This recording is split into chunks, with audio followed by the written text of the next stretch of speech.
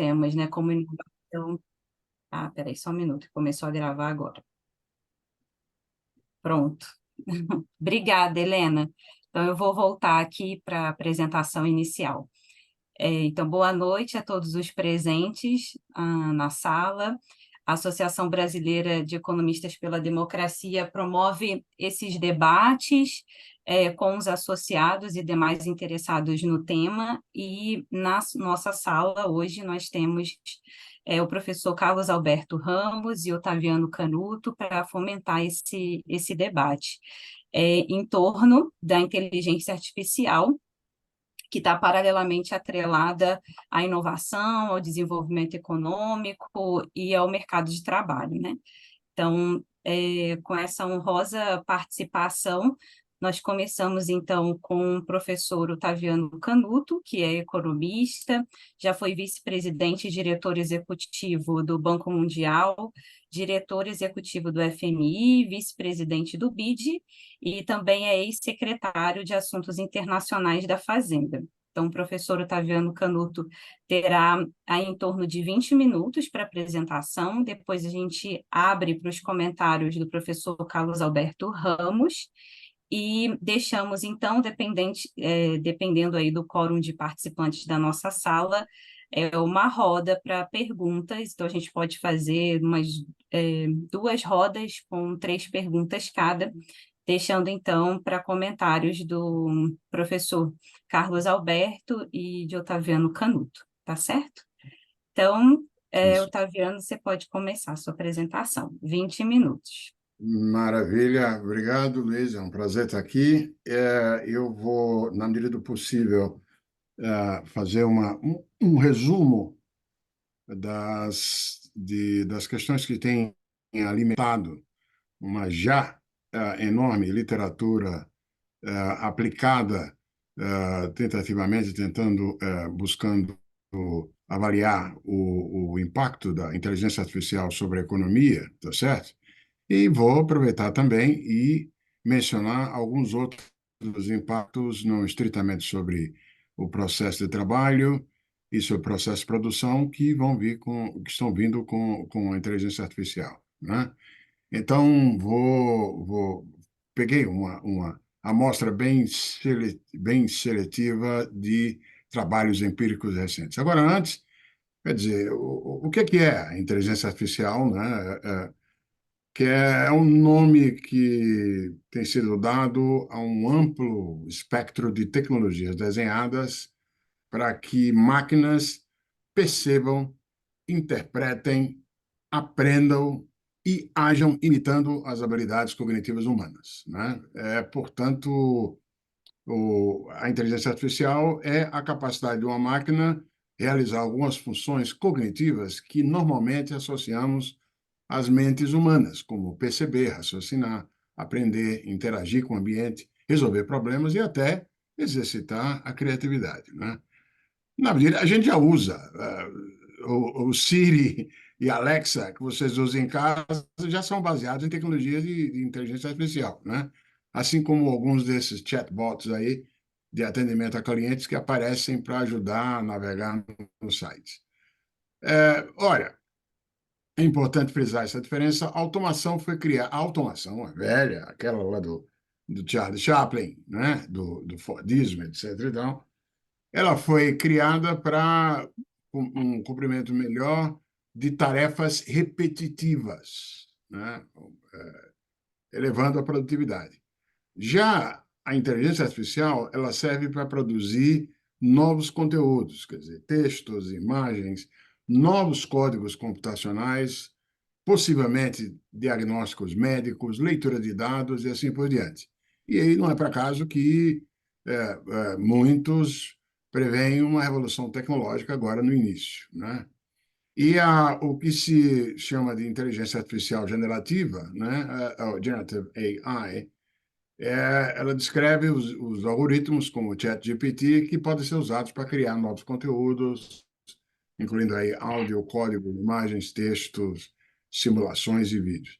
Eu gosto muito do modo como um professor da Universidade de Pensilvânia, Jesus Fernandes Villaverde, ilustra as diferenças entre automação e inteligência artificial.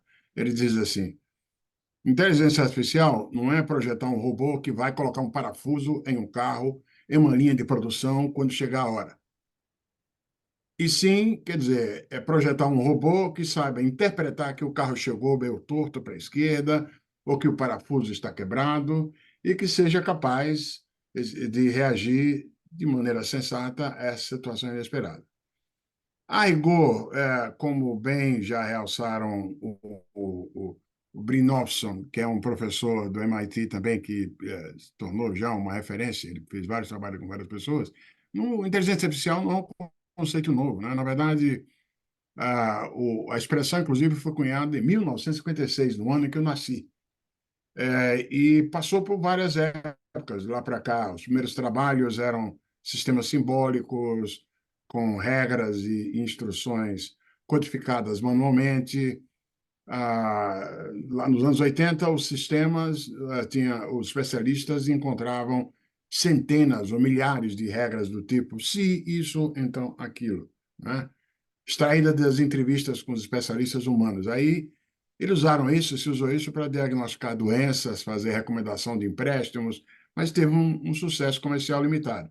Aí, depois, os sistemas de aprendizagem automática foram incluídos. Agora, mais recentemente, é que se tem a novidade dos modelos bem maiores que utilizam sistemas não supervisionados ou autossupervisionados, que vieram com os chamados grandes modelos de linguagem, LLMs, the Large Language Models, né? Dos quais o ChatGPT é uma expressão, mas não apenas, né? E aí se percebeu que esses sistemas de grandes modelos de linguagem, eles superam os humanos numa gama crescente de atividades que exigem muito conhecimento. E isso também evidenciou como o acesso aos Large Language Models e outros tipos de ferramentas generativas de AI, de inteligência artificial, pode ajudar os trabalhadores a melhorar o próprio desempenho. Pois bem, claro, como eu observo aí no slide, as consequências vão para áreas além da economia, segurança nacional, política, cultura. Vamos falar um pouquinho, no mínimo, lá no final. Agora, a pergunta que se coloca é qual do ponto de vista estritamente economicista, qual deverá ser o efeito da inteligência artificial na produtividade e no crescimento econômico, bem como, é claro, os potenciais efeitos na inclusão social e na distribuição de renda, né? Olha, ah, a inteligência artificial tende a fazer, e já está fazendo, é remodelar várias funções profissionais, assim como a divisão do trabalho e a relação entre trabalho e capital físico. Como eu disse, enquanto o impacto da automação se deu em cima de trabalhos repetitivos, o da inteligência artificial tende a impactar tarefas de mão de obra qualificada, né? E, portanto, o impacto no processo e no mercado de trabalho vai ser um elemento-chave de resposta às perguntas que eu propus aí, né? Pode-se antever que nos segmentos do processo de trabalho onde a supervisão humana da inteligência artificial vai continuar necessária, o resultado tendencial é de aumento substancial da produtividade e da demanda por trabalho. Já em outros segmentos, certamente a inteligência artificial tende a levar a deslocamentos significativos ou a simples eliminação de postos de trabalho. Tem uma assertiva feita por Daron Acemoglu e Simon Johnson, num artigo na edição da revista do Fundo Monetário Internacional, Finanças e Desenvolvimento, na edição de dezembro, em que eles dizem o seguinte, resumem, para que a inteligência artificial apoie a prosperidade compartilhada, para usar a expressão shared prosperity do meu velho Banco Mundial, a inteligência artificial precisa complementar trabalhadores, não os substituir. E, portanto, a, a, o resultado vai depender da extensão em que há mais complemento do que substituição, né? Olhem, do ponto de vista de crescimento, quer dizer, se você tem uma elevação sistemática da produtividade no agregado, em princípio, isso reforça o crescimento econômico, propiciando aumento na demanda agregada, gerando oportunidades de emprego que compensariam a distribuição de postos, né? E também, para além dos efeitos sobre o emprego e a distribuição na renda salarial, a distribuição de renda também vai depender dos efeitos sobre os rendimentos do capital, né? E esse tende a crescer nas atividades que criam e que se valem das tecnologias de inteligência artificial ou têm participações em indústrias impulsionadas pela inteligência artificial. Dependendo das implicações em termos de poder de mercado das firmas, nós vamos ter fortes efeitos sobre a distribuição de renda do capital e entre capital e trabalho. Isso desde logo. Pois bem, deixe-me, resumidamente, falar sobre 3 trabalhos que surgiram como referência, um deles pelo Fundo Monetário. Deixa eu passar rapidinho aqui. Esse trabalho feito por staff do Fundo Monetário veio à luz em janeiro. Olha, é o seguinte, aí todos esses trabalhos que estão tentando simular, mensurar o impacto da inteligência artificial na produção e no trabalho, eles todos têm uma coisa em comum, não é? O que é que eles fazem? Eles vão ao detalhe das ocupações individuais como um conjunto de tarefas e aí consideram quais tarefas podem ser substituídas ou complementadas pela tecnologia. Isso é Semoglu e outros, e muita gente adota isso, né? E tem também, em conjunto com isso, outros autores vão e definem a exposição à inteligência artificial como o grau de sobreposição entre as aplicações de inteligência artificial e as habilidades humanas exigidas em cada ocupação. Agora, vocês podem imaginar o trabalho enorme no detalhe e as suposições que ainda são necessariamente feitas nesse mapeamento, né, não apenas de complexidades e de complementaridade ou substituibilidade pela tecnologia, mas também as diferenças.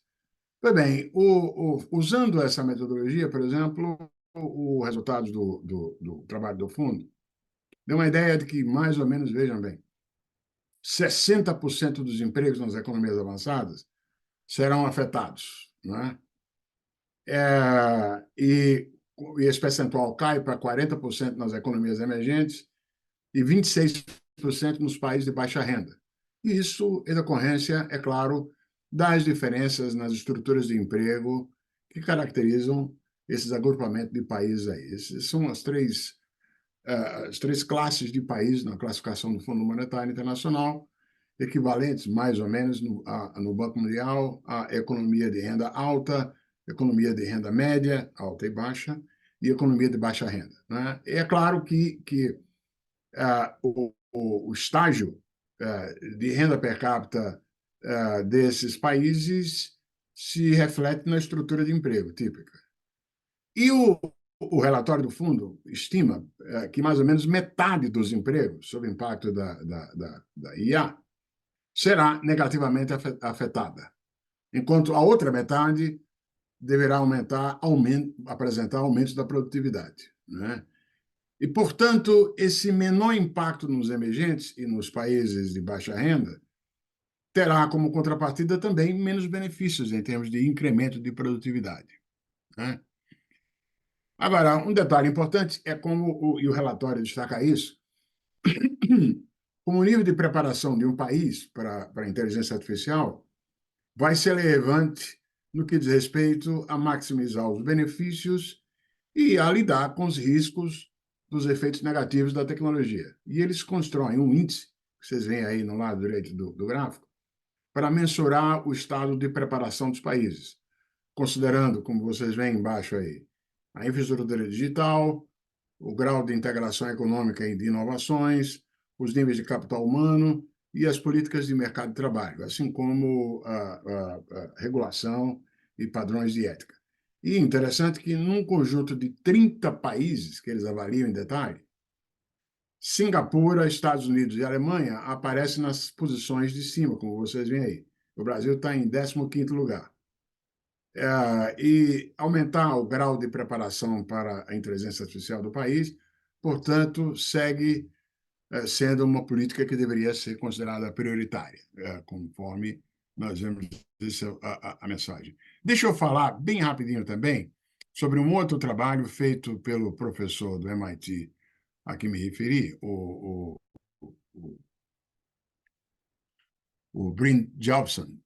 Esse aí é um trabalho importante, porque esse aí é um estudo de detalhe, uma coisa que o cara fez o ano passado, em que ele olhou uma, como é que o acesso a uma ferramenta baseada na inteligência artificial generativa, que foi treinada, essa ferramenta, em gravações de áudio de interação de atendimento a clientes, né? E foi feito um estudo como é que isso impactou o trabalho efetivo daqueles que utilizaram a ferramenta. E é impressionante como, em média, a produtividade aumentou em 14%, medido assim pelo número de problemas resolvidos a cada hora. E o interessante é que os agentes de atendimento aos clientes menos experientes foram os que mais se beneficiaram da ferramenta, sugerindo que a inteligência artificial, que encapsula e filtra a experiência acumulada de um sistema inteiro ao longo do tempo, pode ajudar os trabalhadores a, digamos assim, avançar mais rápido na curva de experiência, né? E esse efeito de subida de nível será provavelmente uma característica comum das aplicações de inteligência artificial, particularmente daqueles que se enquadram nesse modelo de assistente digital. Bom, não dá para entrar aqui, é claro, no detalhe interessante desse estudo, mas deixa eu ir para um, um, um, um, um outro trabalho agora do BIS, do Banco de International Settlements, que foi atrás de simular, olhando aquilo, como eu disse, no detalhe, as características das diversas ocupações, independentemente de setores, e para tentar ver é o seguinte: a ideia do texto vai no detalhe por todas as atividades, separa lá, tenta mensurar o grau de impacto que a IA pode ter, dependendo da combinação de tarefas que caracterizam os diversos postos de trabalho, para depois, de uma maneira ou outra, tentar agregar os ganhos de produtividade que são específicos aos setores, mas é claro que o impacto agregado vai ser obtido via a multiplicação do tamanho do aumento da produtividade pelo tamanho relativo do setor, tá certo? E é claro que uma coisa importante é que as melhorias na produtividade no setor podem, assim, ter grandes efeitos agregados, né? E aí, esse trabalho do BIS, que o trabalho do BIS é uma tentativa de abordar os efeitos macroeconômicos sobre emprego e sobre inflação, esse é o título do trabalho, decorrentes da adoção da IA, né?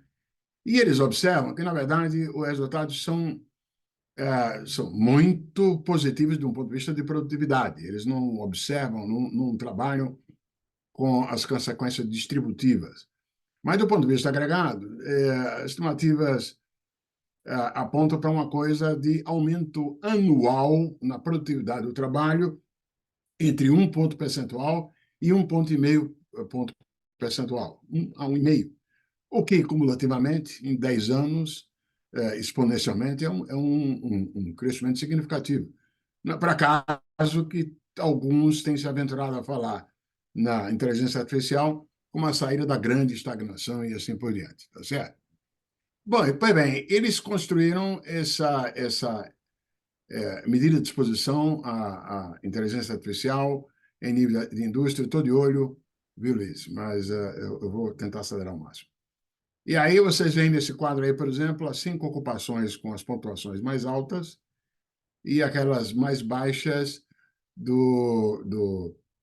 acordo com a exposição à inteligência artificial em nível do setor, né? Observem que as ocupações com pontuação mais baixa, elas exigem predominantemente um grau de esforço físico, dançarinas, preparador físico, trabalhadores operando equipamentos de ferro, de vergalhão e assim por diante. Essa outra figura aqui mostra o impacto direto da AI pelas diversas indústrias. Os losangos aqui são a passada do emprego naquele setor, tá certo? Mas observem que o impacto é generalizado, embora diferenciado. Pois bem, aumento no longo prazo no valor adicional de todas as indústrias, mas com diferenças importantes. Observem como mesmo, às vezes, diretamente o impacto não é tão grande, mas quando você leva em conta o impacto indireto, o efeito é significativo, né? E, as simulações são convergentes nesse aspecto. Mas espera aí, porque eu preciso mostrar alguma coisa sobre um trabalho mais crítico, que é o trabalho do Acemoglu. O Acemoglu é definitivamente, com as suposições que ele faz no modelo dele, é um pouco menos otimista em relação ao resultados em termos de produtividade. Deixa eu ir. É, é, e, e o Semoglu gera resultados um pouco bem mais tímidos, 0,7% de aumento de produtividade por ano. E isso, mais ou menos, foi para dar a vocês uma ideia do range Pois bem, vamos ver lá. Resumindo, né? A IA pode revolucionar rapidamente todos os aspectos da economia e levar a enormes aumentos de produtividade, né? Mas também, na macroeconomia, pode ter efeitos mais modestos, porque você tem aí melhora de produtividade com redução de custos em várias tarefas, né? Eu falei no 1,5% lá no trabalho do BIS, mas tem gente que já estimou até aumentos de 3,4 pontos percentuais ao ano, no período de 10 anos, né? Bom, aí não se pode esquecer aí que, ao lado dos bens produzidos pela AI, tem também os maus, os deepfakes e assim por diante. Deixa eu só mencionar, por exemplo, alguns desses riscos, desses aspectos que não estão tão realçados na literatura. Isso foi objeto desse trabalho que eu fiz com os meus colegas, com o Tiago Peixoto, com o mineiro de Araguari, hoje alocado em Sofia, na Bulgária, e que trabalha há uns 15 anos como especialista em governança digital no Banco Mundial, e um jovem sul-africano também que estava no MIT. E o que a gente observa é o seguinte: são alguns efeitos não esperados e que se constituem em desafios críticos desde um ponto de vista da gestão pública. Vê, por mais que se tenha, é claro, sistemas de tradução automática embutidos em processo, não há como negar que a eficácia dos large language models, dos grandes modelos de linguagem, eles essa eficácia depende do conjunto de fatos, do conjunto de conhecimentos, do conjunto de experiências acumuladas numa determinada língua. Nesse sentido, o inglês, né, a língua inglesa, naturalmente constitui uma fonte privilegiada daquilo que é o insumo básico de operação da inteligência artificial. Não é por acaso, só para dizer para vocês, é um dos trabalhos atuais do Tiago Peixoto. A Estônia, assim como outros países bem avançados em tecnologia digital, em governo digital daquela parte do mundo, ali da Europa Oriental, acabaram de assinar um acordo com o ChatGPT para acelerar a reprodução dessas fontes de dados para as línguas locais. É uma preocupação enorme com aquelas línguas sem escala e sem uma base que pode, digamos assim, a gente pode estar diante de um processo novo de digital divide, por conta, como eu disse, dessa importância do acervo de conhecimento na língua com AI. Um segundo aspecto que a gente realça é que a perda de postos de trabalho ou a eliminação de postos de trabalho no serviço público pode ser ainda maior, em termos relativos, do que no setor privado, dado que tarefas fiscalizatórias, tarefas simplesmente de checagem de documentos e assim por diante, vão tornar várias tarefas manuais do setor público menos demandantes de trabalho, né? Uma terceira coisa também é a seguinte, eu estou correndo para o fim, são as possibilidades de crescerem as dificuldades com a arrecadação tributária. A gente já vê hoje a presença desses desafios com a globalização de serviços. Como os serviços são intangíveis, o deslocamento para fins tributários de várias atividades de serviços é definitivamente mais fácil do que era o caso com manufaturas, ou produtos físicos, né? A gente já vê isso. A base legal, a base tributária da Apple está na Irlanda, embora, evidentemente, o grosso do valor adicionado capturado pela Apple não esteja na Irlanda, tá certo? E isso, nós estamos vendo esse esforço enorme de se estabelecer uma taxação global mínima sobre rendas de capital e sobre serviços eletrônicos, por exemplo. Agora, isso aí vai ser amplificado com AI, né? E um quarto desafio também, não é o lugar nem é o momento, mas são desafios, inclusive, na comunicação, os deepfakes da vida. ah, ah, ah, Aí, aliás, interessante que o código de internet, o Código Civil da Internet do Brasil, é frequentemente apontado como um bom exemplo. É uma boa coisa, viu? Do modo como ele foi construído com top-down, bottom-up. E o pessoal, eu sempre vejo referências elogiosas ao nosso marco legal da internet. Mas o fato é que não preciso dizer para ninguém, nosso é o desafio dos novos tempos, não só de cybersecurity, mas de manuseio de informações.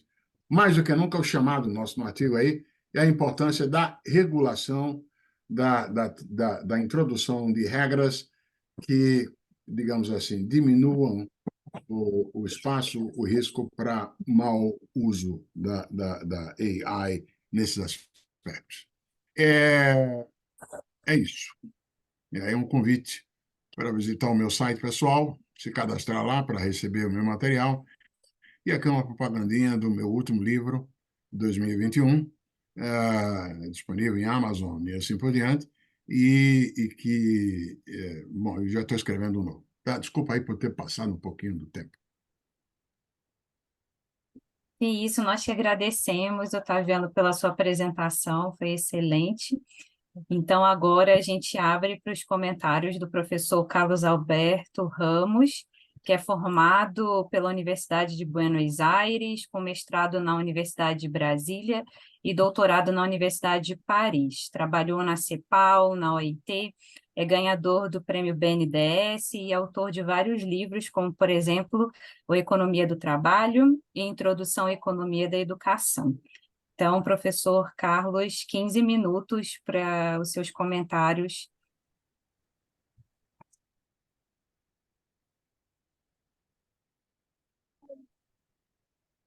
Professor, você está com o microfone desligado.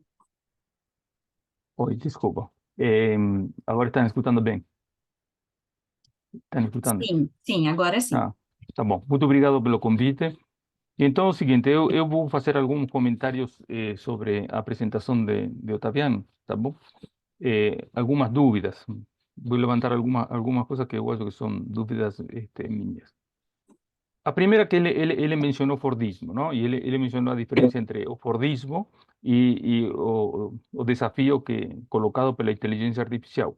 Eu acho que o problema da tecnologia e o problema do desenvolvimento tecnológico, o impacto, no nace con el Fordismo. Aquí, o sea, si a gente pega Ricardo, este, nas últimas edições de Ricardo, ele tem um postfácio onde ele discute justamente se a introdução da tecnologia vai ter impacto negativo ou positivo sobre o nível de emprego.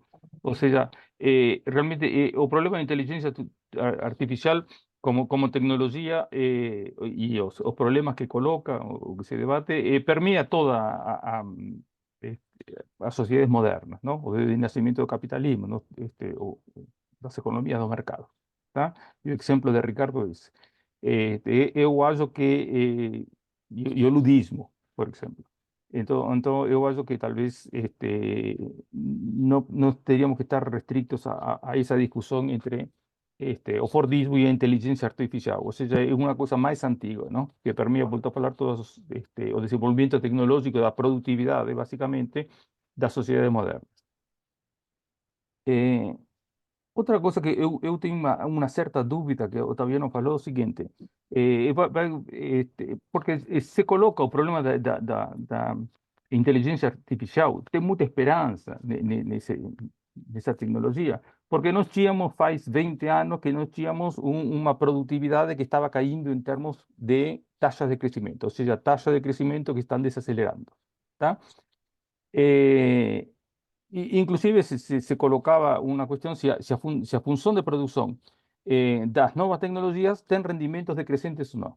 Ou todos os modelos de crescimento endógeno, você com educação, com tecnologia, você contornava isso. Então, você tinha um crescimento diferente do modelo de solo, que levava a um steady state de estagnação, você tinha todo com o desenvolvimento, o investimento em ciência e tecnologia. E em educação, de alguma forma, contornava esse steady state de estagnação. Mas o problema é que as últimas décadas, nós vemos que uma redução nas taxas de crescimento, tá? Ou seja, o crescimento da produtividade se está desacelerando. E você atribui isso a diversos fatores, especialmente a produtividade total dos fatores, que realmente é como um autor mencionou, muito famoso nos anos 50, falou que realmente é o resíduo de solo que é o tamanho de nossa ignorância, tá certo? Ou seja, o resíduo. Tá? Então, não sabemos muito bem se são as instituições, se é a corrupção, que as firmas não se estão adaptando, se tem um tempo de um intervalo, um lag entre o desenvolvimento tecnológico e o impacto que tem, que volto sobre esse tema depois, o impacto que tem na produtividade. Então por exemplo, se nós pegamos a revolução nas comunicações, a última, a internet, nós vemos que essa revolução tecnológica e o impacto da produtividade não é tão direto, não é tão óbvio, ou seja, se nós pensamos que em termos da internet e toda a revolução das comunicações tinha que ter tido um impacto imenso sobre o crescimento da produtividade, não teve, tá certo? Não teve. Por que não teve?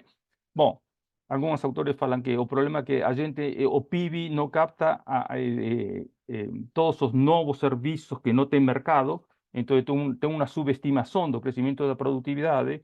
Outros falam que tem lag entre a nova tecnologia e a capacidade das firmas em adaptar institucionalmente, em termos de firmas, a formas de organização para, de alguma forma, que essa nova revolução tecnológica gere o crescimento da produtividade. Então, temos que ser um pouco prudentes em dizer o seguinte: a revolução tecnológica para a inteligência artificial tem uma revolução tecnológica. O impacto que isso possa ter, o incremento da produtividade, pode ser, pode não ser. Na internet não foi tão assim. Então, temos que ser um pouco, eu acho que talvez no tenemos más esperanza que experiencia sobre eso, ¿no? Entonces no tenemos mucha esperanza para revertir, vuelto a falar, a desaceleración nas taxas de crecimiento da produtividade, tá? E volto a falar, porque eu acho que é importante, que na medida em que essa taxa de crescimento, essa redução, desaceleração na taxa de crescimento, muitas vezes é atribuída à produtividade total do fator, e não sabemos muito bem o que é isso, tá certo? Nós temos muita esperança que a nova revolução aumente a produtividade. Volto a falar, é uma esperança. Outra coisa que eu colocaria com a apresentação de Ottaviano, ele diz o seguinte: aumenta a produtividade, vamos supor que aumenta a produtividade, está certo? Há certo consenso. Vamos nisso. Aumenta a produtividade e ele diz, aumenta a demanda agregada. Eita, eu acho que é pulo aí, está certo? Então, nós temos aumento da produtividade, tudo bem. Ou seja, quando ele mencionou o Fordismo, tem muitos autores que atribuem basicamente a crise dos anos 30 a que tem uma defasagem, esse crescimento enorme da produtividade propiciado pelo Fordismo e que não tinha uma correspondente demanda, não? E aí temos a Keynes, e só se gerou uma institucionalidade compatível com esse crescimento da demanda nos 30 gloriosos, com o keynesianismo, o welfare state, etc. Então, eu não seria tão direto o seguinte: aumentou a produtividade, aumentou a demanda agregada. Tudo bem. Se eu sou muito ortodoxo e eu pego muito o modelo de Solow, ou seja, em termos de Luca, ou seja, que a oferta no longo prazo determina o crescimento, a oferta e a produtividade determina no longo prazo o crescimento do PIB. Ou seja, não dou muita importância à demanda agregada. Está certo. Tá? Mas nós tivemos aí algumas revoluções tecnológicas, e talvez o Fordismo, onde esse crescimento da produtividade da oferta não automaticamente gerou um aumento da demanda agregada. Tá? E aí tem uma institucionalidade que talvez macroeconômica e talvez mundial que precisa ser pensada. Tá? Eu vou acelerar um pouquinho. Em termos da distribuição de renda, ele mencionou entre capital e trabalho. Tá? Então, nós vemos que nas últimas décadas tem aumento da concentração de renda e tem dois tipos de aumento nessa concentração de renda. Funcional entre capital e trabalho, que se atribui muitas vezes ao crescimento, à decadência, desculpa, a queda na taxa de sindicalização, a queda dos salários mínimos, etc. E tem, por outro lado, uma que foi pouquinho, talvez, mais estudada, que é a distribuição de renda entre os salários. Tá certo? Ou seja, teoricamente, você tem teria viés para o trabalho qualificado, aquela famosa corrida educação-tecnologia, tá? Então você tem uma revolução tecnológica da internet, das telecomunicações, e isso que tem viés para o trabalho qualificado, você já tem uma oferta de trabalho, o perfil de oferta de trabalho não acompanhou, então você tem dentro dos próprios salários perfil de distribuição que gerou uma concentração, aumentaram os índices de concentração de renda e segmentação do mercado de trabalho em geral. Tá certo? E então nós temos aí que em que medida nós temos dois fatores aqui, ou seja, em que medida a inteligência artificial pode afetar a distribuição funcional, tá? E em que medida pode afetar a distribuição dentro dos rendimentos do trabalho, tá? E aqui eu vou falar um pouquinho sobre, eu acho que eu acho, não, que pelo que leio isso, a grande incógnita aí é que se a distribuição de renda entre as rendas de trabalho é uma corrida educação, tecnologia, tá? E o perfil de educação, o que eu acho, eu tenho minha dúvida é em que medida a inteligência, qual é o perfil de demanda de trabalho que vai gerar a nova tecnologia, a inteligência artificial. Tá certo? Então, por exemplo, dou um exemplo. Todo mundo hoje é o seguinte: temos que programar. Temos que programar. Tá certo? Tem países nórdicos que as crianças com 6 anos já estão estudando programar. Aprenden a programar na mesma nível que estão estudando saber ler e escrever. Tá? Mas, será que vamos precisar a programação? Tá? Será que no futuro esse perfil de demanda de trabalho é o importante? Então, se você sabe programar, se sabe cientista de dados agora, sabe R, sabe SQL, você está na elite do mercado de trabalho, tá certo? Mas hoje, por exemplo, você não precisa muito, com os novos desenvolvimentos de inteligência artificial, saber muito programar. Você pide a programação, você coloca o programa e sai a programação. Inclusive, estava vendo outro dia um trabalho também, entre os muitos que figuram por aí, onde justamente a habilidade de programação seria uma das mais afetadas pela inteligência artificial. Tá certo? Que hoje é uma das mais valoradas com a revolução tecnológica anterior. Então, o que nós temos que ver é o seguinte: nós notemos que todo mundo fala de educação. Nós temos que fazer educação, inclusive uma das slides que colocou Taviano foi fala de educação, o capital humano, tá. A pergunta é: que capital humano? Que educação vamos a dar? Que educação a gente precisa, seja para gerar essa inteligência artificial, seja para reduzir o impacto em termos distributivos que essa inteligência artificial vai gerar dentro da distribuição de renda dos rendimentos do trabalho. Tá certo? Para mim não fica muito claro qual vai ser, que educação precisamos. Que educação precisamos. Tá certo? Vai continuar sendo STEM? Será? Talvez, tá certo, mas eu tenho uma dúvida.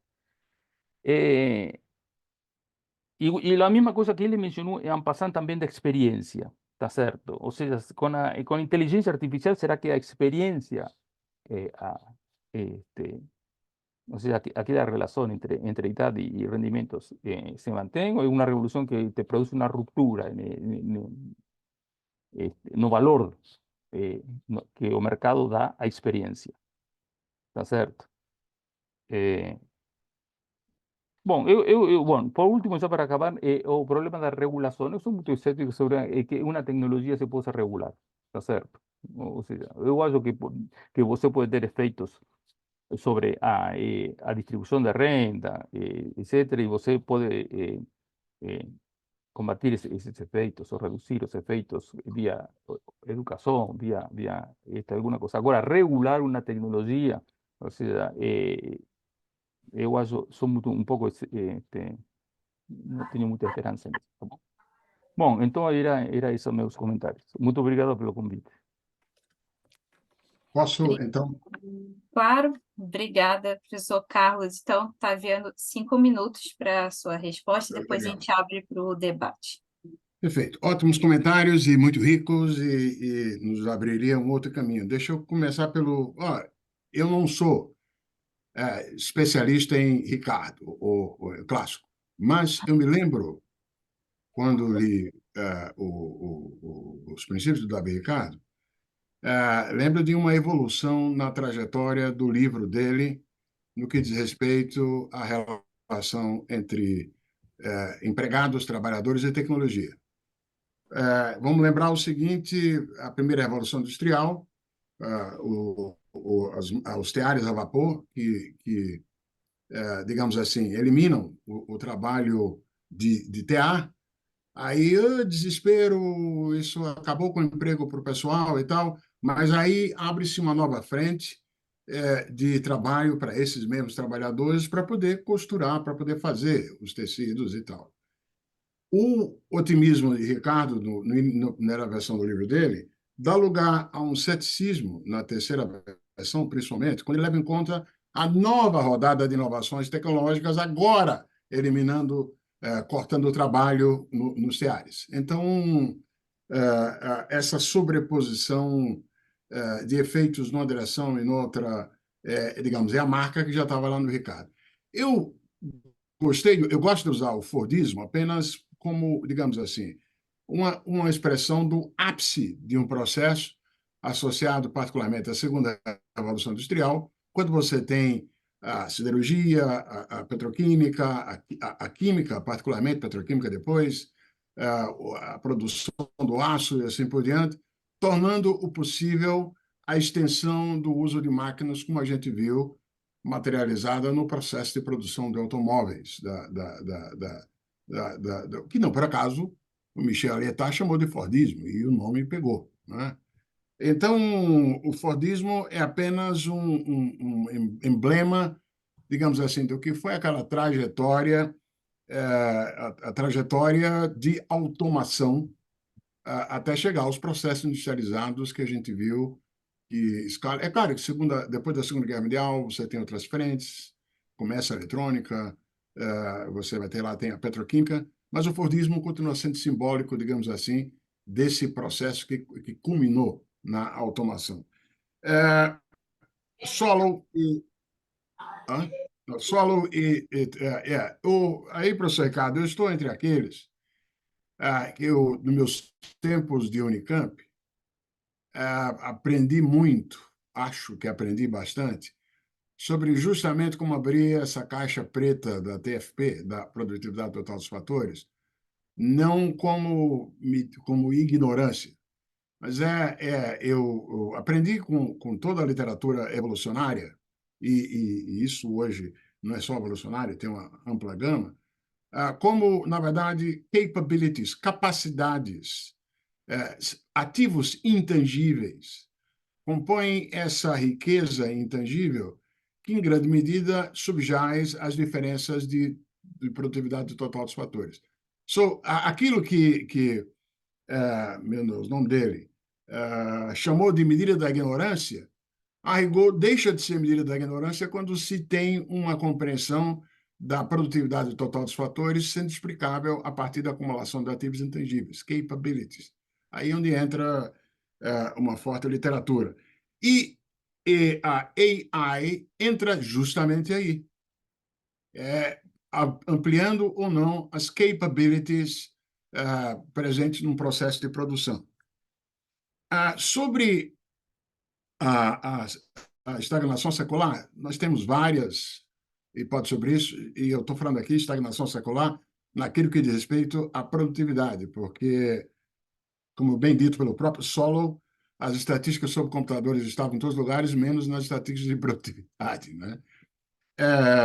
Tem várias explicações possíveis, entre elas, e o que é importante para o meu próximo ponto, a segunda revolução industrial trouxe, a primeira já trouxe, mas a segunda ainda mais amplamente, uma nova forma de vida humana, urbana, social. Tudo que a gente, ou quase tudo que a gente vê ao nosso redor, vem dessa segunda revolução industrial. Então, as inovações tecnológicas associadas à segunda revolução industrial, elas geravam demandas complementares, novos elos, novos setores, novas atividades. E aí, o que encaixa com o que eu iria falar no seu bom ponto sobre produtividade e demanda agregada, não é nada automático.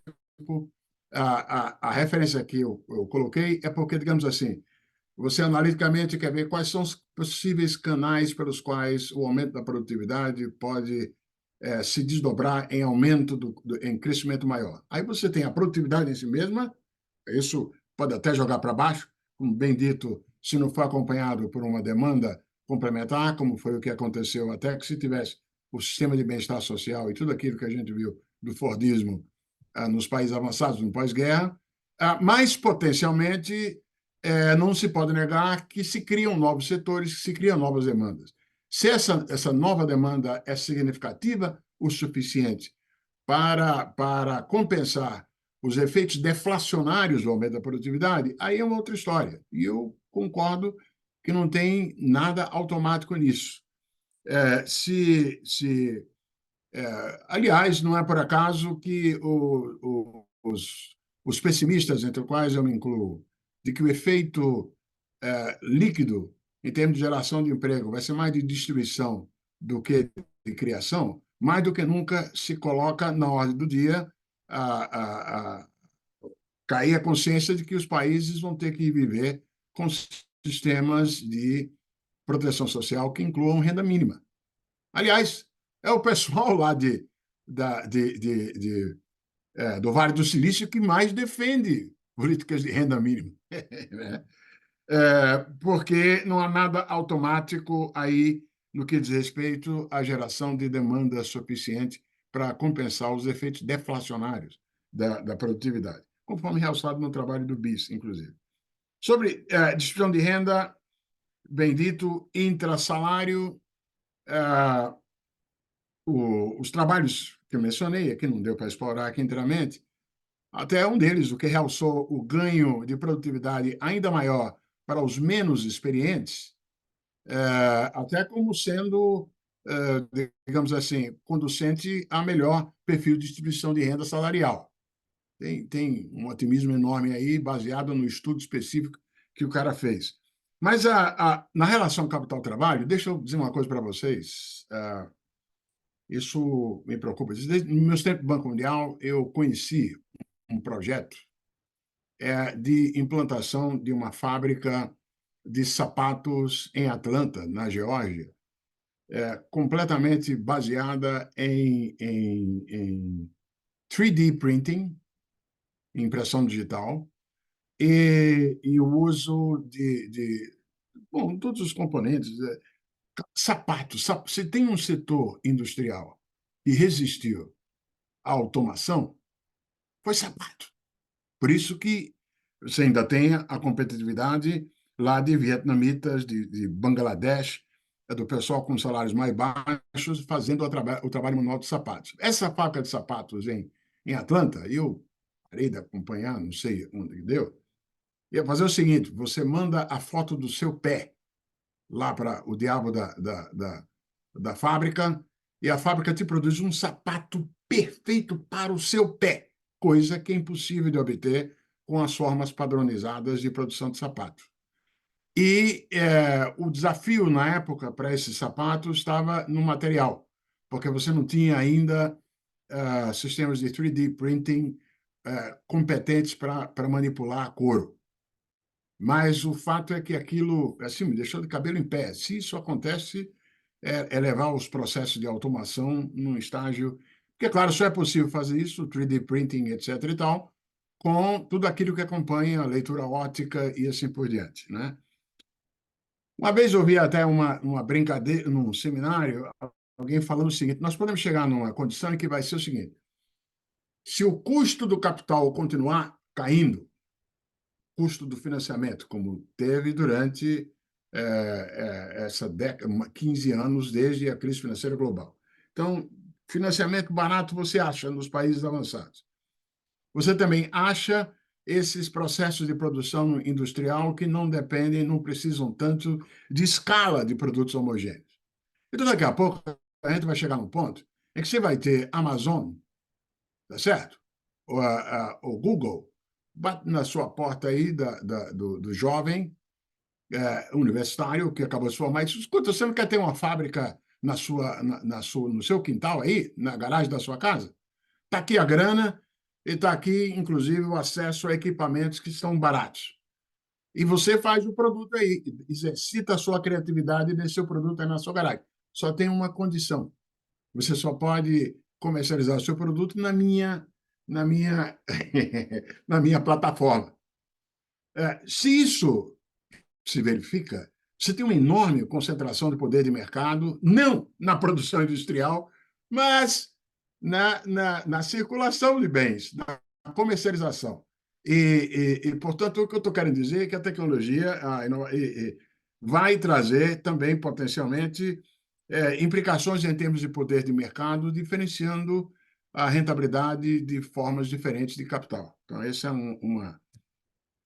Na educação obviamente, eu estou pensando aqui, principalmente, professor, STEM, Science, Technology, Engineering and Mathematics, que é a formação que capacita, inclusive, a codificar, a transformar conhecimento em formas codificadas e aglutináveis em modelos.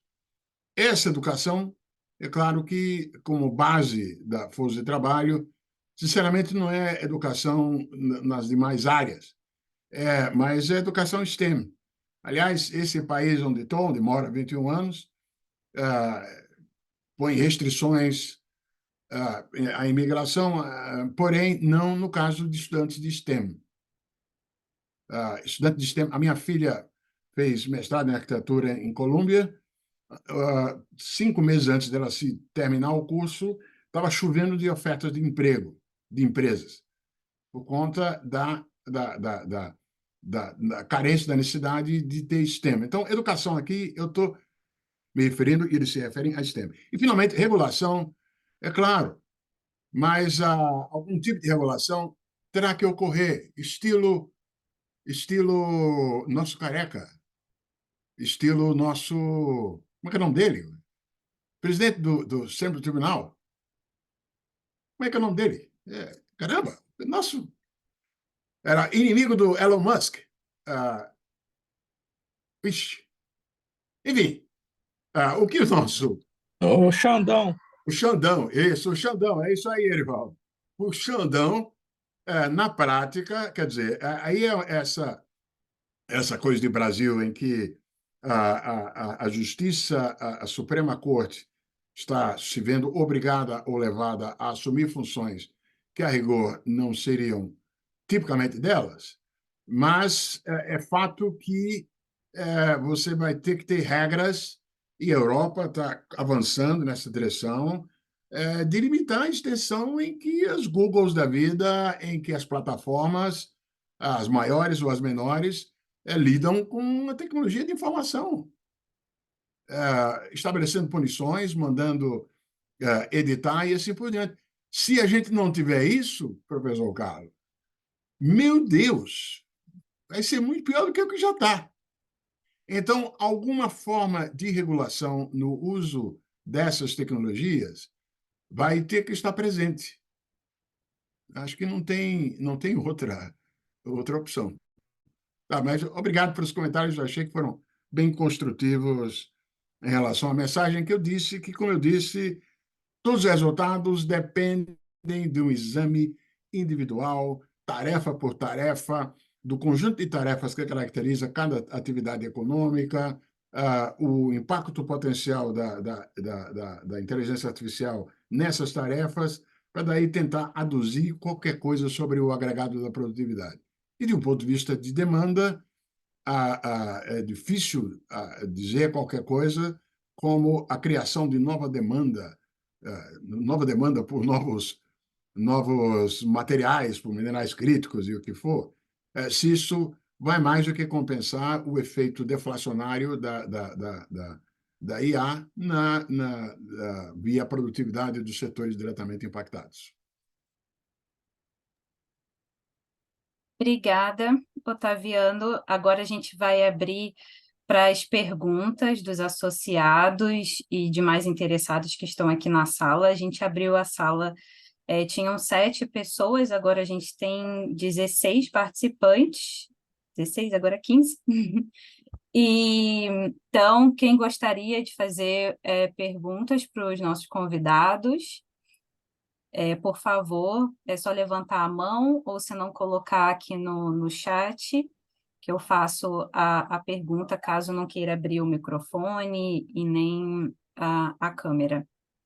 A gente vai fazer uma primeira rodada com 3 perguntas, depois a gente abre para os comentários do professor Carlos e do professor Otaviano, e caso tenham mais perguntas, a gente faz uma segunda rodada, certo? Tem lá uma pergunta do Guide, tá? Tem isso. Deixa eu ver aqui no chat. Tem o João Gabriel, que levantou a mão. E no chat tem uma pergunta. Eu vou primeiro fazer essa pergunta do chat, João Gabriel, e depois eu passo para você, tá bom? No chat tem assim: será que no setor de TI a inteligência artificial diminuirá o déficit de mão de obra? Essa é a primeira pergunta. João Gabriel, é com você, 1 minuto. Está mudo, João Gabriel. Pode abrir o microfone. Tá me ouvindo, professores? Sim. Tá. Obrigado. Desculpe. Desculpa, eu cheguei atrasado que eu estava dirigindo, mas parabéns aí pela apresentação e parabéns aí pelos organizadores. Para os professores, né? O seguinte,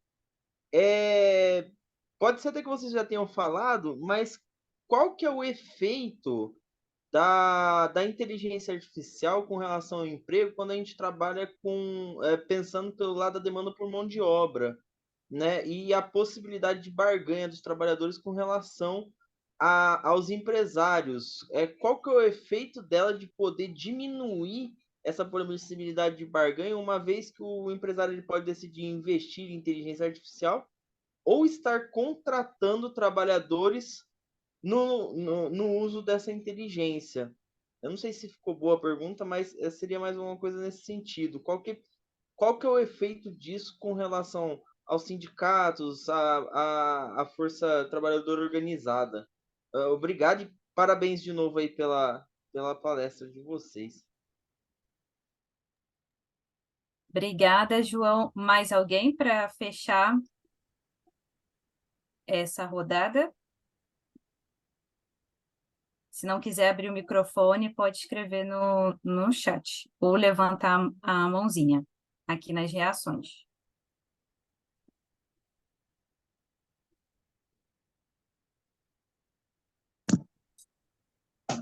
Luiz, eu vou aproveitar e perguntar aqui, já que o pessoal está com baixo, queria deixar o pessoal para perguntar depois.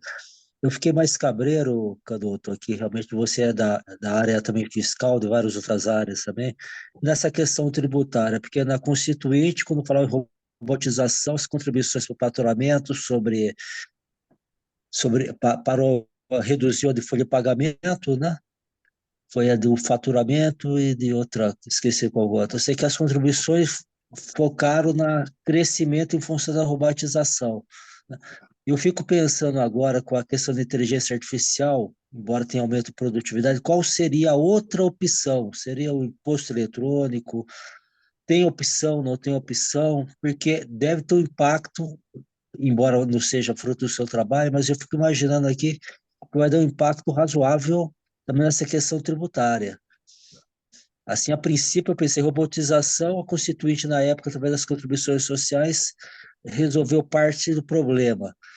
Mas agora, com a inteligência artificial, afeta em algum grau? Porque você citou, acho que na terceira colocação sua, essa questão da tributação. E eu fico pensando hoje, realmente, porque você falou de um lado, até foi positivo, que você falou que pode reduzir o número de funcionário público, quando você deu essa hipótese. Mas eu fico pensando assim, na arrecadação mesmo. O que pode ocorrer? Os setores, quando aumentou a produtividade, aumentou o valor agregado, como é, e essa reforma tributária não contempla isso? Não sei se poder pincelar alguma coisinha nesse sentido, eu agradeço aí. Legal. Obrigada, Alex. Então, a gente fecha esse bloco e a gente passa, então, para as respostas do professor Otaviano e depois do professor Carlos. Tá, legal. Se o Carlos quiser falar antes. A resposta, tanto à pergunta do Guide, da Guide e também do menino, elas dizem respeito ao grau de complementaridade e de substituibilidade que vai ocorrer com a introdução da inteligência artificial. É evidente que quanto maior for o grau de destruição de postos, mesmo com o aumento da produtividade dos remanescentes, a procura de mão de obra tende a cair. Por outro lado, se o volume de atividade desse setor com aumento de produtividade sobe, isso compensa parcialmente a destruição de postos do primeiro momento. A resposta, tanto para vocês dois, diz respeito a essa pergunta sem resposta concreta hoje, nesse momento, sob a extensão em que, em cada uma dessas atividades, a IA vai mais substituir que complementar o trabalhador.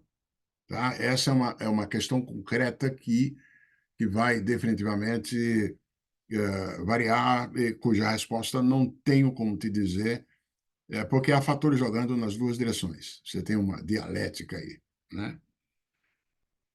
Então, a pergunta do Alex, Alex, os desafios a que me referi, que a gente aborda lá no nosso policy brief, ele diz mais respeito ao problema da tributação através das fronteiras, porque, a rigor, dentro de fronteiras, tá certo?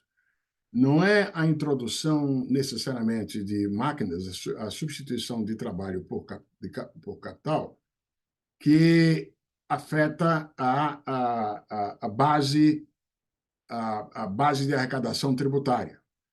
Bom, particularmente nos países que os países, digamos assim, mais desenvolvidos, não dependem tanto de impostos seletivos sobre produtos específicos, como é o nosso caso no Brasil.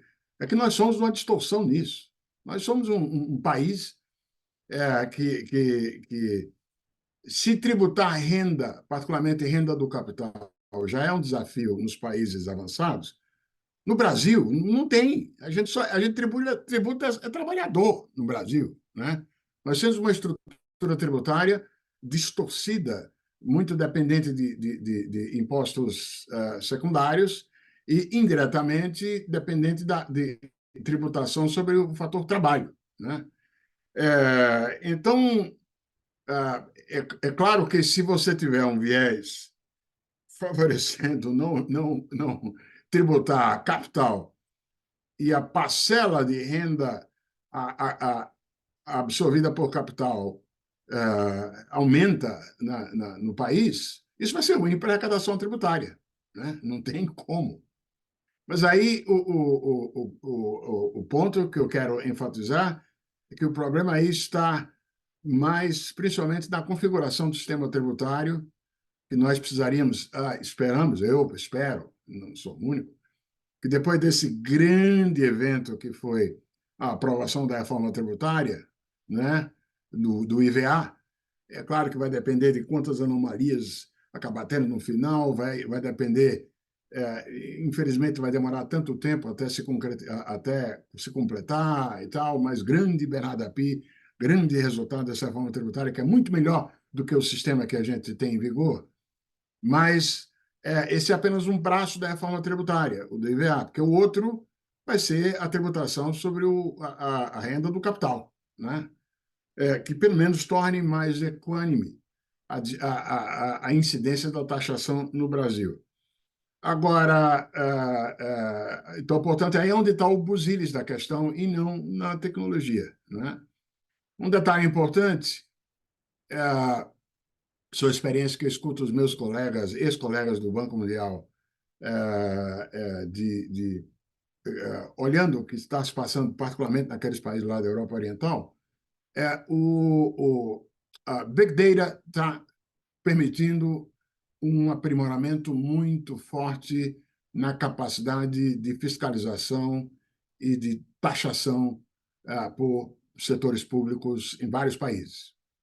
Você tem aumenta a capacidade, o Big Data e a utilização de modelos de simulação, usando vários tipos diferentes de dados, já permitem nas finanças, por exemplo, você não precisar mais ter histórico de crédito para julgar a confiabilidade, o rating, confiar num rating que seja baseado em histórico para dar crédito. Isso já é um grande avanço em termos de inclusão financeira.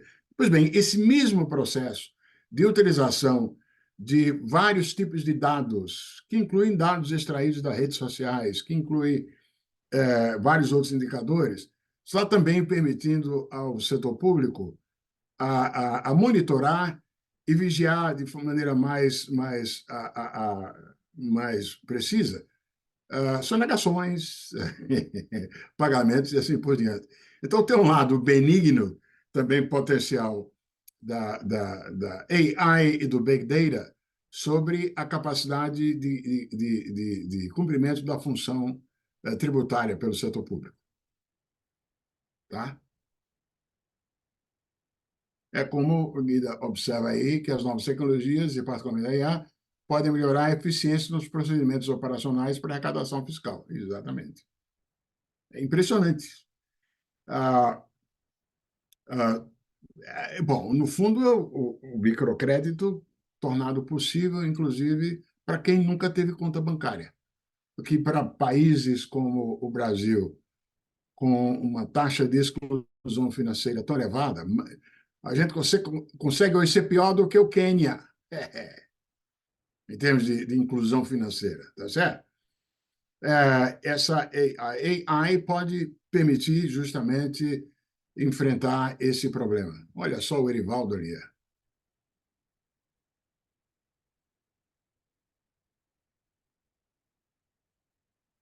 Certo? Certo, Muda, obrigada, Luiz. professor Otaviano. Desculpa, é que eu estava com o microfone fechado. Passar, então, para o professor Carlos. Ah, tá, é claro. Sim. No, bueno, sobre la parte tributaria realmente no es mi área, no puedo hacer ningún comentario, no tengo ningún comentario para hacer. Eh, sobre ese conflicto distributivo que, este, que estaban falando, eu acho que é importante, a parte que você haja crucial para determinar a distribuição de renda, tá certo? Ou seja, ele falou da negociação do capital dos trabalhadores, etc. Eh, ou seja, se é mais importante um problema de oferta e demanda de trabalho e o perfil da oferta e o perfil da demanda para distribuir, ou é um poder, ou é um problema de um poder de negociação, tá certo? Né?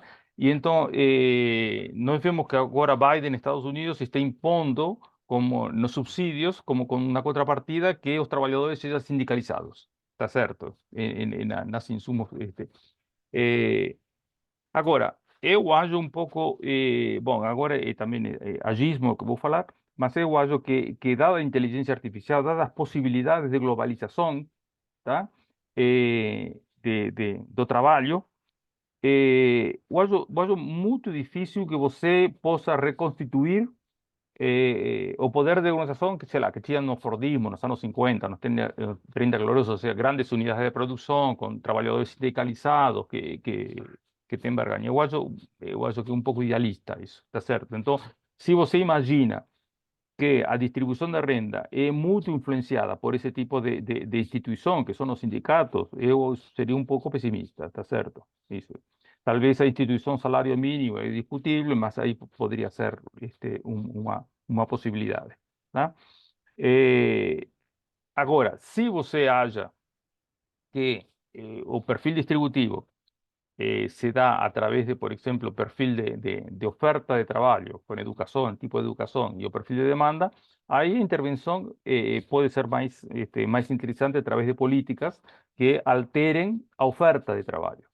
Agora, são dois pontos. Primeiro, que Otaviano falou que STEM. STEM, estamos todos de acordo que hoje é o maior retorno de no STEM. Se você pega todos os problemas do crédito educativo nos Estados Unidos, todo o crédito educativo, os grandes problemas são cursos no STEM, tá certo? Porque você não tem problema de STEM. STEM não tem problema de pagar, tá certo? Então, minha dúvida, que é uma dúvida, é o seguinte: porque si yo digo lo siguiente, o STEM va a ser importante, esto reproduciendo pasado. Entonces, revoluciones tecnológicas son rupturas, ¿está cierto? Y entonces no tengo certeza. ¿Será que no futuro o STEM va a tener tanto retorno como teve en las últimas décadas? Eso no sé, está certo. Y yo doy un ejemplo, programadores. Los programadores van a ser una de las tarefas más afectadas por la inteligencia artificial. Puede ser que otro STEM, ou seja, outras áreas dentro do STEM, sejam privilegiadas, tá certo? Bom, esse é um ponto que a gente não sabe muito bem. Se eu falo para uma pessoa, para um indivíduo, para um jovem, que estudo? E eu não saberia dizer. É o seguinte: estuda matemáticas, estatística, alguma engenharia, que eu acho que é por aí, por algum STEM. Mas eu não tenho certeza que no futuro seja isso, tá? E, bom, esse é um ponto. Segundo ponto, que a educação, você é feita em décadas, tá? Ou seja, se você faz intervenções hoje, por exemplo, os maiores retornos, em termos de retornos das intervenções de educação, são crianças, ou você pode ser jovens. Tá? E isso só vai ter retorno daqui a 20 anos, quando essas crianças entrem no mercado de trabalho, 20, 25 anos. Ou seja, o processo de produção de educação e o perfil de educação é uma coisa muito lenta, tá certo? Então, você pode fazer agora STEM, fazer investimento em STEM, que vai produzir um perfil de oferta de trabalho dado. Agora, se você quer alterar isso leva décadas. Não é que eu vou fazer um investimento. Muitos falam, por exemplo, que eu acho um pouquinho precipitado, é o seguinte, vinculam as provas do PISA com quedas na produtividade.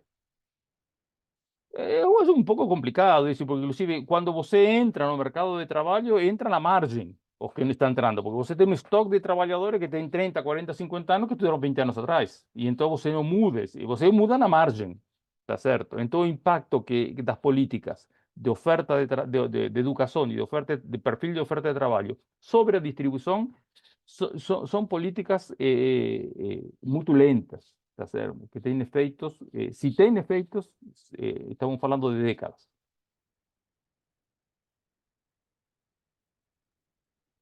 Obrigada, professor Carlos. A gente abre, então, para o segundo bloco de perguntas. Estou vendo que o Erivaldo está com a mão levantada, mas alguém, por favor, se não quiserem abrir o microfone, é só colocar a pergunta aqui no chat, eu faço a leitura, ou se não, levanta a mão aqui nas reações. Vou passar, então, para o Erivaldo, enquanto vocês colocam as considerações, tá certo? Erivaldo? Olá, boa noite. Primeiramente, agradecer ao Alex pelo convite para assistir mais uma aula magistral do professor Otaviano Canuto, que é uma pessoa que eu admiro, uma carreira brilhante, foi meu chefe e uma pessoa muito qualificada, um estudioso, uma pessoa que tem uma capacidade de ver e entender o mundo de uma maneira bem brilhante e traduzir isso também de uma forma que as pessoas entendam, né? Que esse é um outro desafio. E eu acho que ele é uma das pessoas que está pronta para o AI, porque basicamente AI hoje, na fase atual, é muito automação, né? E eu acho que foi muito boa a comparação dele com a questão do Fordismo, né? Então, a tendência é ter um impacto maior sobre os trabalhos, as atividades de média complexidade. E as atividades que exigem maior criatividade, exigem maior complexidade, por enquanto, ainda estão preservados e vão ganhar com produtividade, vão ganhar com o apoio do AI. O AI vai ser uma ferramenta para quem tiver essa capacidade de exercer e usar a ferramenta para ganhar, para usar a criatividade e usar em processos mais complexos, cada vez mais complexos, né? Auxiliando operações complexas, cirurgias, atividade de diagnóstico, em que você tem que processar e utilizar uma quantidade grande de informações, né? Então, por exemplo, um dos avanços que eu acho que vai ser muito importante vai ser na medicina, porque você vai poder coletar uma série de informações sobre o sujeito, ter todo o histórico da vida da pessoa e com base nos dados que você coleta pelos exames clínicos, pelos exames de sangue e tudo mais, você consegue ter um processo diagnóstico mais preciso e também você mais rápido e também mais. Então, assim, eu vejo ganhos de qualidade de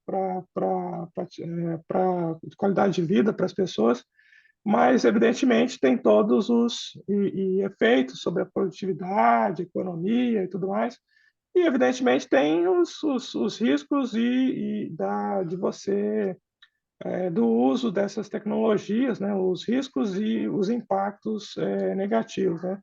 Eu acho que efeitos positivos você tem sobre eficiência, vai ter uma eficiência aumentada, uma tomada de decisão aprimorada. Eu estava falando da medicina, mas eu acho que em vários setores da economia, de políticas públicas, de decisões das empresas, você vai ter um grande ganho nos processos de tomada de decisão. Inovação, e você vai ter alguma coisa que é essa nova economia que está crescendo cada dia mais, né, que é a economia gig, e você quer a desintermediação, né? E com essas ferramentas de AI, o indivíduo ele vai ter capacidade de produzir e entregar bens e serviços, né? O Otaviano fez um exemplo aí de entregar bens e serviços que antes ele não era capaz, que só empresas com altos investimentos, com alta capacidade de investimento eram capazes de entregar antes. Hoje, um adolescente, com o uso de algumas ferramentas, ele consegue produzir um filme no computador da sua casa, né? Ele consegue, ou algumas pessoas conseguem produzir roteiros, livros e tudo mais. Então, tem uma economia nova surgindo aí. Eu acho que os jovens, os adolescentes que souberem, evidentemente, nós que somos de uma outra geração,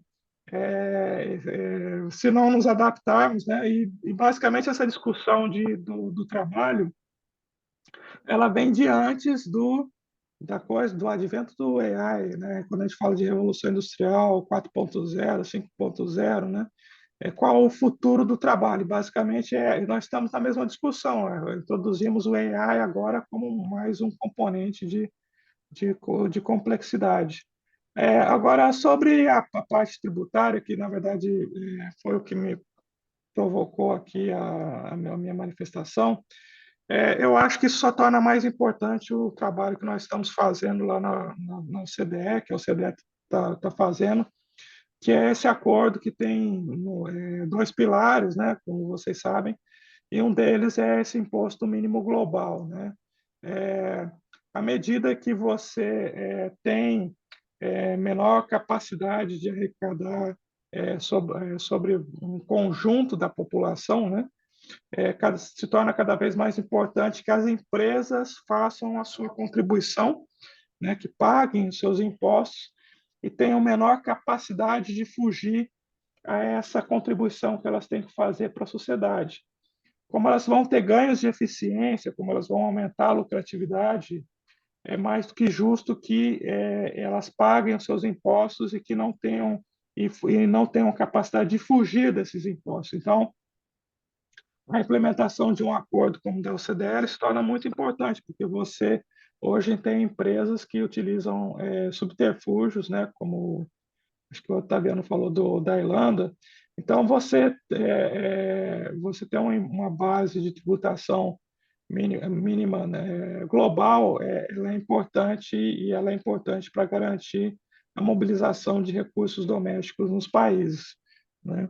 Então, e o ministro Haddad, ele falou uma coisa interessante, é um trabalho difícil, tem as suas complexidades, e é uma questão difícil de implementar, que é o imposto sobre as fortunas, né?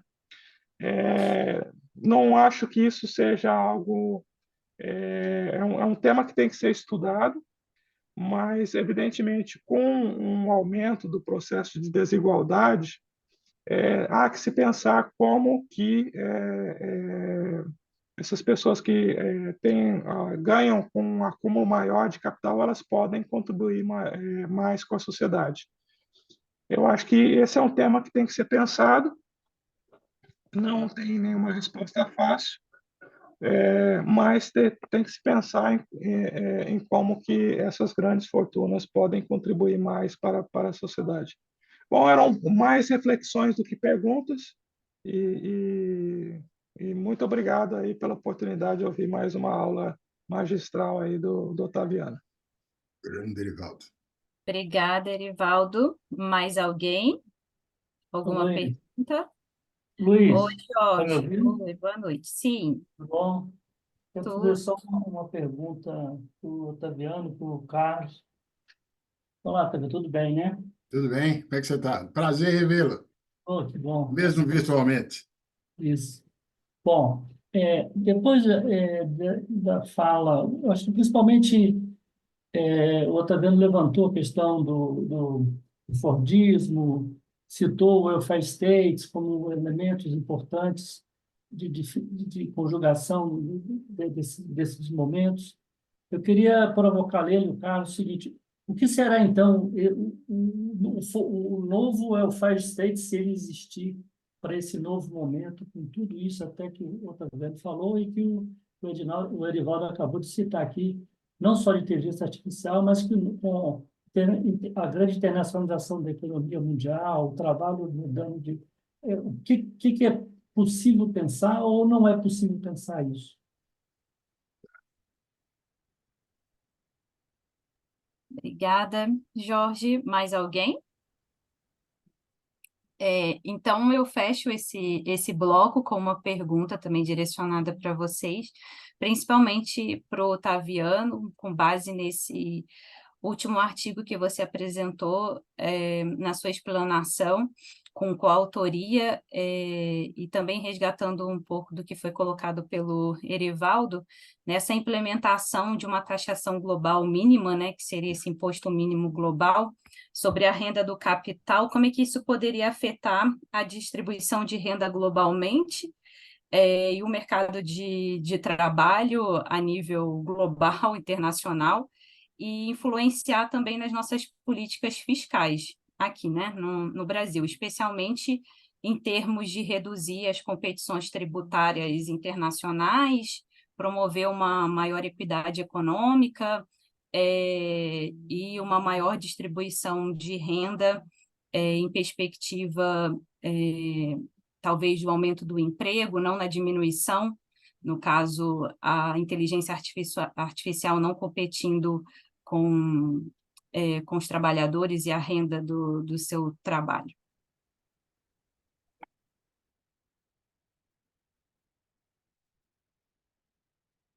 Então, passo para o professor Carlos fazer os comentários e depois o professor Otaviano.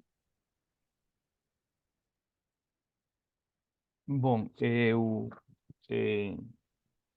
sobre a parte de tributación no vou falar porque no es mi área, realmente no me siento a vontade de falar sobre esa área. Eu acho que sobre a parte do welfare state, o estado de bem-estar, eu acho que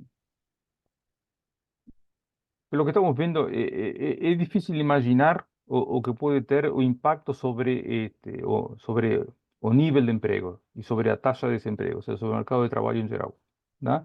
Porque nós estamos viendo hoy, por ejemplo, en una situación casi estamos trabajando en pleno empleo, sea en Estados Unidos, algunos países de Europa. Tá certo? O crecimiento do emprego está subiendo mucho. Entonces, un welfare state continúa pasando pelo mercado de trabajo.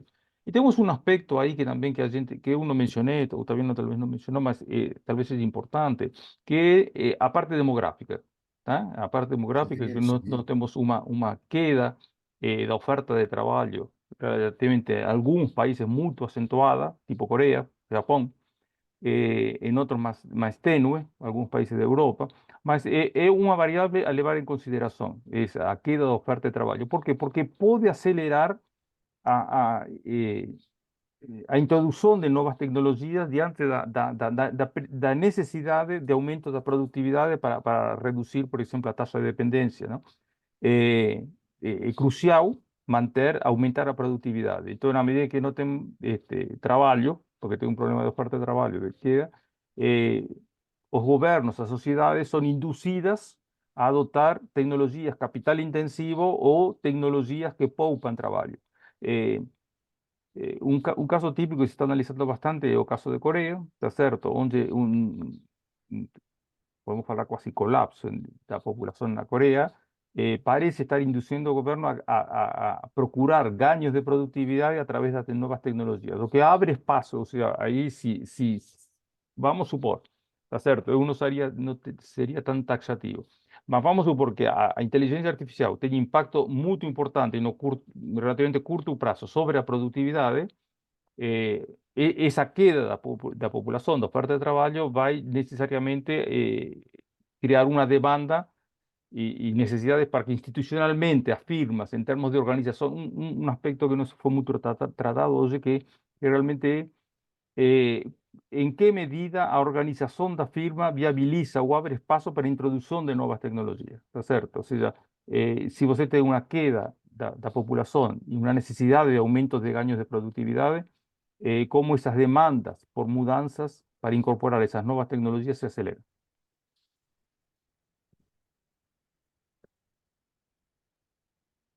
Obrigada, professor Carlos Taviano. Ótimo que o professor Carlos mencionou esse tema. Aí eu tomei liberdade de share aí também um dos meus trabalhos recentes sobre a dinâmica demográfica e as políticas de imigração. Uma das sessões desse trabalho aqui, professor Carlos, é sobre o Japão. O Japão como, digamos assim, um caso protótipo de fronteira dos dilemas sofridos pelos países já em declínio de população, e também China, né? E o que é interessante notar é o seguinte, é que todas as políticas até aqui adotadas em todos esses países para tentar reverter a curva têm fracassado. Os fatores estruturais que subjazem o declínio da população, a tendência demográfica, são fortes o suficiente para resistirem a tentativas de mudança de política. E o que a gente aponta no trabalho primeiro, exatamente, o efeito tende a ser negativo sobre produtividade. É claro que a introdução de novas tecnologias podem compensar, podem tentar justamente ser o fator amortecedor do impacto do envelhecimento sobre a economia, mas é inevitável que a estrutura demográfica muda, e muda numa direção em que a parcela da população em idade útil de trabalhar cai. O efeito do envelhecimento ele é algébrico, para baixo. A dúvida apenas é se mudança tecnológica pode compensar parcialmente isso ou não. E, de fato, a grande aposta de Japões da vida, de Coreia, China também fala nisso, vai ser recorrer à automação inteligente para substituir a carência de oferta de mão de obra. E mais, esse desempenho extraordinário americano, agora dos últimos 2 anos, tem um fator explicativo fundamental: imigração. Está nos números.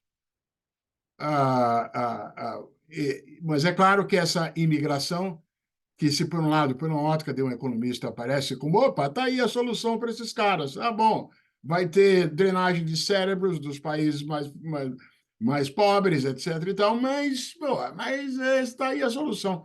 Só que se confronta, evidentemente, com dimensões não econômicas, com essa reação cultural, política contra a imigração, que explica o crescimento da direita na Europa e vai ser um papel importante aqui na eleição norte-americana. Então, demografia no Gode. Pronto, aí eu quis atenção e fazer a propagandinha desse textinho que aborda justamente esse tema. Pois bem, que bom que o Erivaldo fez aquelas observações. Escute, não pode esquecer que IA também tem tido alucinações. Não é um sistema perfeito, né? Tem alucinações.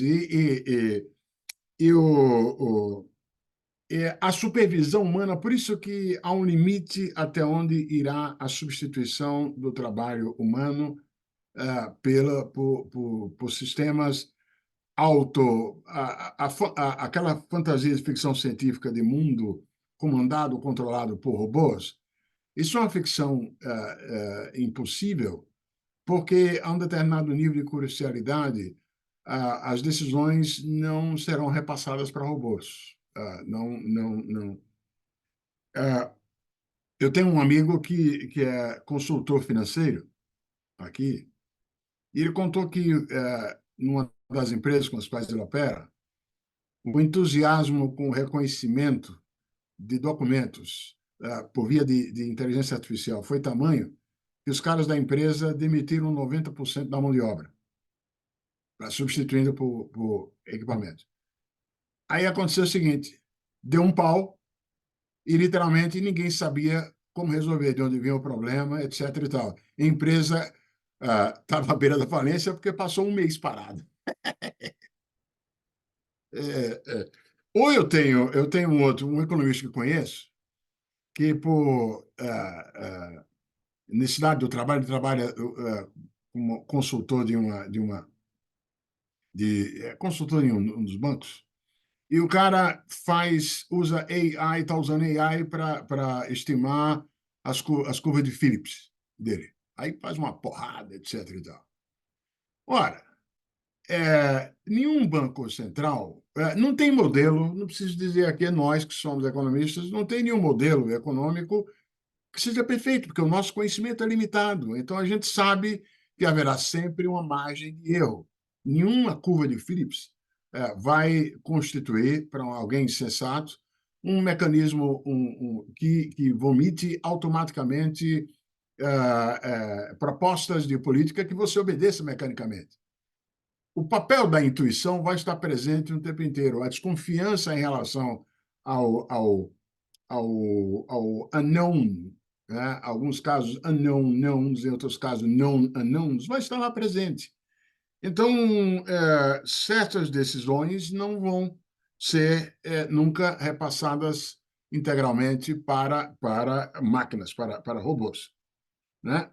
E, por último, na coisa da tributação, uma vez, quando eu escrevia no começo da minha vida como articulista no jornal, no Estadão e depois no Valor, uma vez eu fiz um artigo sobre o busto de Marianne.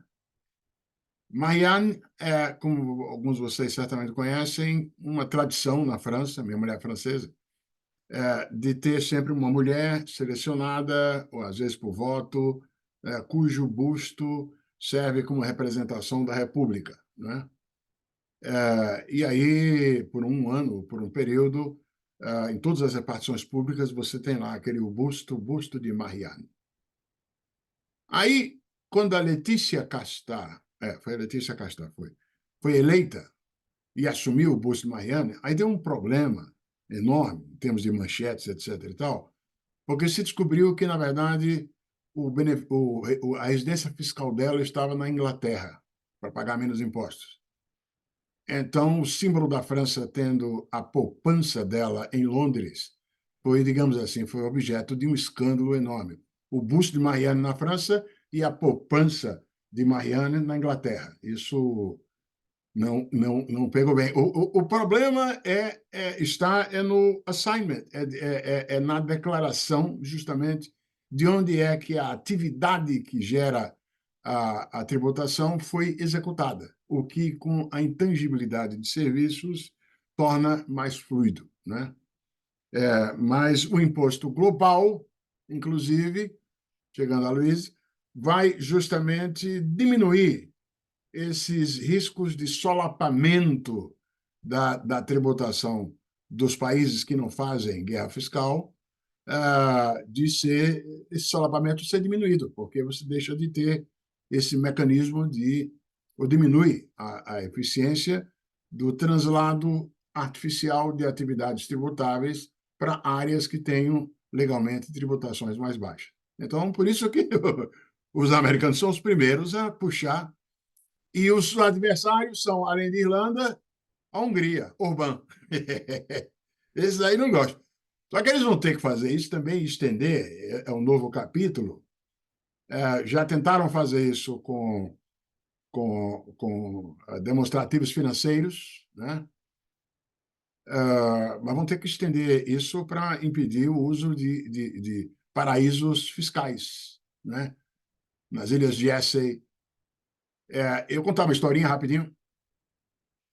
Em 2015, quando eu estava no board do Fundo Monetário, eu arranquei da instituição uma proibição, uma recomendação que os técnicos do Fundo Monetário não usassem a categoria Panama Papers. E tive o apoio muito forte do diretor executivo inglês. Por quê? Porque, na verdade, o meu argumento é que o grosso das operações do Panama Papers aconteceram nas Ilhas Virgem, em território inglês, não no Panamá. Tá certo? E aí o inglês, nada de associar a país, etc. E tal. Esses furos que é o CDE, como bem mencionou o Erivaldo, já vem fazendo esforço de fechar esses buracos, a sequência é fechar esses buracos também no que diz respeito à tributação. É um avanço para reduzir o efeito deletério de guerras fiscais e de guerras de afrouxamento de regulação financeira. É o caminho. Difícil implementação, mas... E o CDE, o Erivaldo, não sei se já está ainda aí, é uma pena que parece que o projeto foi para a geladeira de novo, né? É uma pena. Obrigado. Obrigada. Então, a gente encerra por aqui. Eu vou deixar alguns minutinhos para as considerações finais de vocês, e aí a gente encerra de vez, tá certo? Então, eu vou passar para o professor Otaviano fazer suas considerações finais e depois o professor Carlos. Só um agradecimento por divertido essa conversa aqui. Que bom que vocês se interessaram em ouvir e escutei também de volta muita coisa importante. O meu apreço pela BED, me aliei na extensão do possível durante a campanha presidencial, porque por concordar gênero, número e grau com a importância que era de derrotar Bolsonaro ali. Portanto, eu tenho uma simpatia enorme e foi um prazer grande estar aqui com vocês. Ainda revejo os grandes velhos. Jorge tem muitos anos, hein, Jorge? Desde o Austin.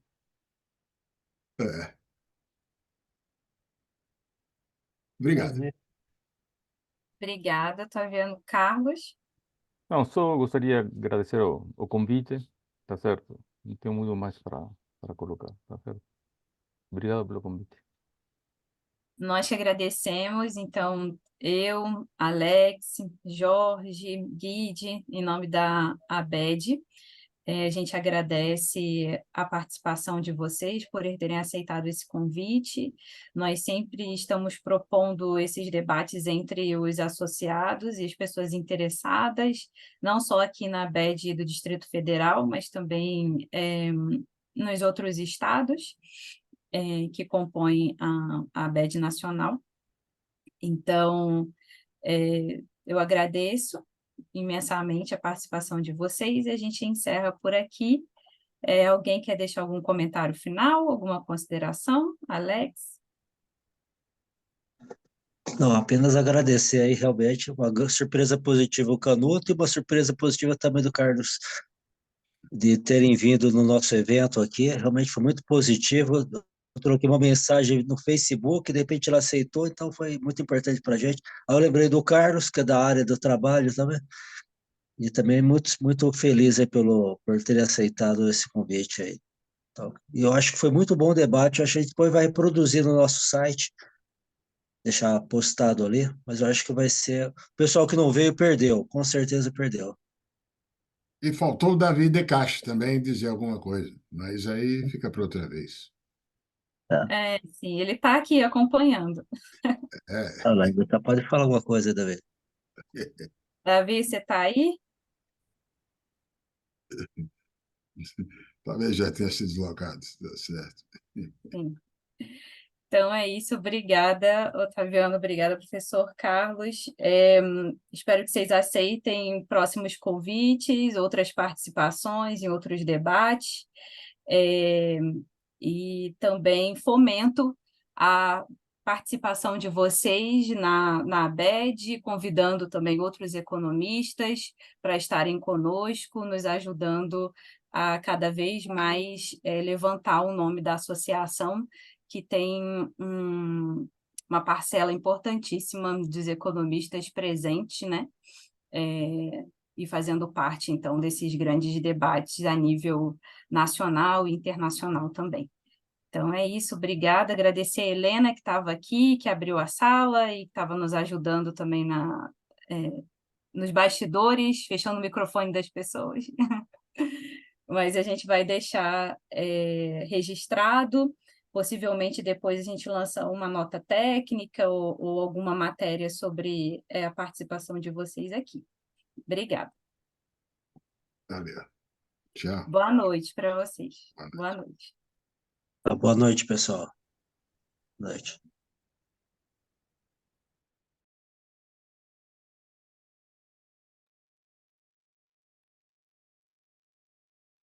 Alex, a gente encerra aqui a sala agora? A gente encerra, daí você está me ouvindo? Tô. A gente encerra, acho que a gravação que você, não sei se você encerra aí a gravação, bate no, não sei onde que a Deixa eu gente ver vai aqui se eu pegar. consigo encerrar. Acho que a Helena depois ajuda a gente lá. Não sei do que eu estou vendo aqui, vou ver só o vídeo. Mas muito obrigado, viu, Luiz, pela sua participação. Foi 100%.